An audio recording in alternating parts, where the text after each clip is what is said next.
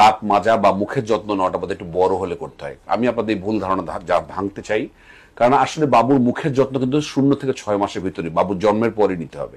তো 6 মাস তো বাবুর দাঁত নাই, তাহলে দাঁতের যত্ন আবার কিসের?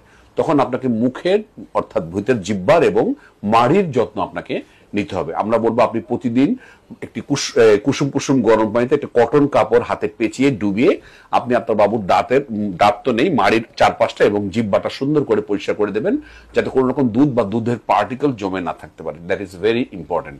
তাহলে প্রথম 6 মাসে তো টুথব্রাশের কোনো সুযোগই নাই। আপনি কটন কাপড়ে চুবিয়ে আপনার বাবুর জিহ্বাটা এবং মাড়িটা পরিষ্কার করবেন। 6 মাস থেকে 1 বছরের বাবুদের আমরা বলবো আপনি যে ফিঙ্গার ব্রাশ পাওয়া যায়, আপনি দেখবেন যে বিভিন্ন কোম্পানির কোলগেট বা মামাআর্থ বিভিন্ন কোম্পানির কিন্তু ফিঙ্গার ব্রাশ পাওয়া যায়, সেই ব্রাশ আপনি ব্যবহার করবেন, কিন্তু কোনো টুথপেস্ট নয়।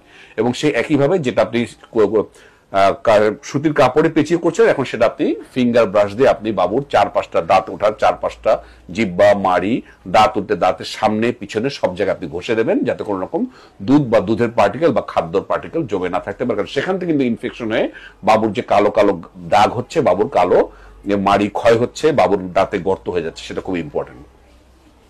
1 বছরের উপরে আমরা বলবো যে বাবুদেরকে যে বাবুদের বেবি ব্রাশ পাওয়া যায়, সেটা আপনারা বিভিন্ন দোকানে খুঁজলে আপনারা পাবেন।